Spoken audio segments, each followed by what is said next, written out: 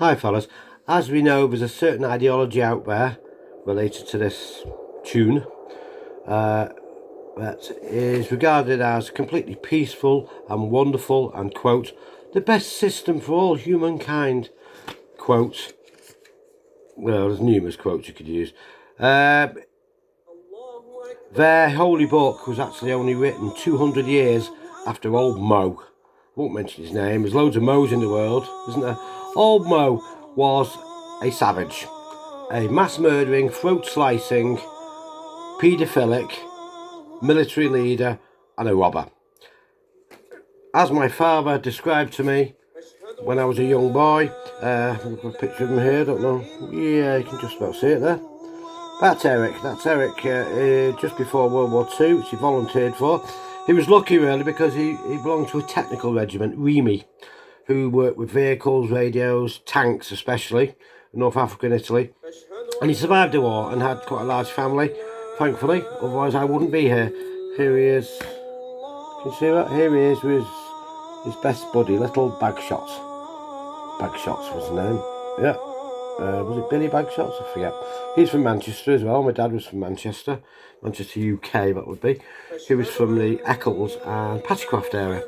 And he was top of the class. He really was. Went to college, learned all about valves and later on transistors, and he just had a natural skill for it. He was top of the class all the time. Creme de la creme, almost, of Manchester. And as soon as he qualified, people knew there was a war coming up, and he volunteered with thousands of others for this new regiment, REMI, which was formed because, you know, basically they had no one clever enough to fix all this stuff. Cut long story short, when I was about 12, 14, I was asking my father, I always remember, I always loved that Onward Christian Soldiers song, you know, the Crusader anthem we used to call it. Well, it's pretty much to the truth really of British history, because this ideology wiped out 500 years, over 500 years of Christian Middle East. Would you believe that? I mean, all the way across. I don't know if you know your geography, but the corner of the Med comes around like this. We've got Lebanon, Israel, up here we've got Turkey, way up here. You've got Lebanon, you've got Israel, comes across, you've got Saudi coming down here, you've got Syria, which is extremely well Christianised. I mean, there's one part of Syria near Aleppo, and you can Google it. The pictures are still there of 5th and 6th century, really ornate churches, you know, handmade churches, stone buildings, which were wiped out by this ideology. They really were wiped out by this ideology, village by village, town by town, because the old Christians are all to do with getting along and peace and progress. Well, you know, exactly the opposite to what this warlike ideology. I can't even mention its name. If I even mention its name, this video will be took off. It might be took off anyway, and probably my Facebook banned, another one. I'm a YouTube channel banned, another one. Yes, because if you draw attention to the rape gangs, which are all over the UK, especially in London and Yorkshire and wherever those people work really, mainly centred around Just Eat kebab houses, corner shops.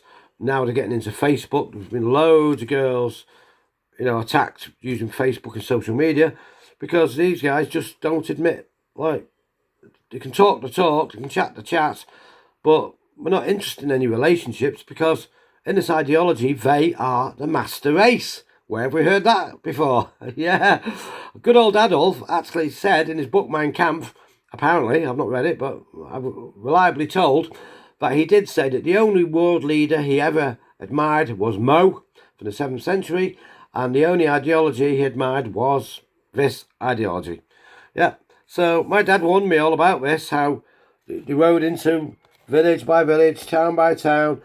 They, you know, on horseback usually, they'd catch them with the town gates open. They would, you know, behead all the men and all the kids, which is, you know, why he was warning me, because he could see this was going to be a problem in the future. Very clever old dude, and he was right.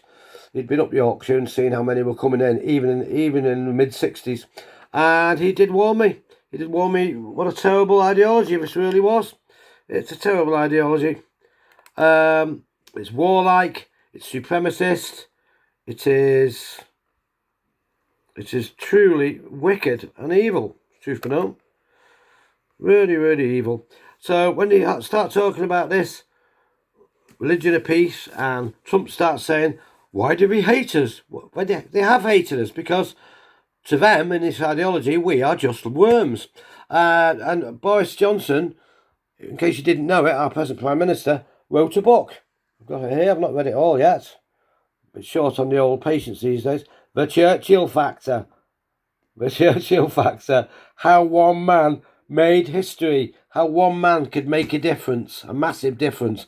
And that, I'm sure, is what he's going to do. And he's going to stop all this Labour-driven mass immigration. I hope he looks at this abortion genocide, which the left have pushed on girls and women forever, where little babies are torn out using industrial vacuum to rip to pieces. These are our future subjects, our future citizens, our sons and daughters to be. And as far as the far left are concerned, they tell their people who I've spoken to, they tell all the students and that, oh, it's an Abrahamic religion. No, as I've told people, and they look shocked, it's not. This ideology wipes out the Abrahamic religions.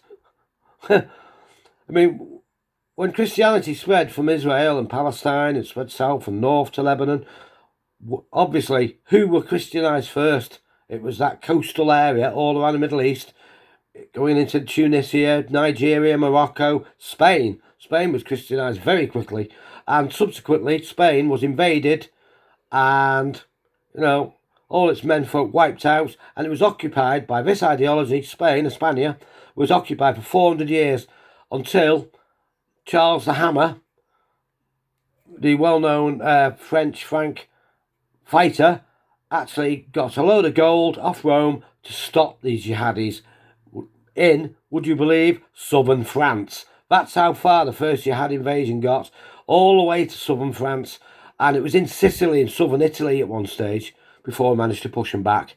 Never peaceful, never nice. It does female genital mutilation today on all its little girls with razor blades, holds them down, cuts the clitorises out. It's never been nice, it's never been good.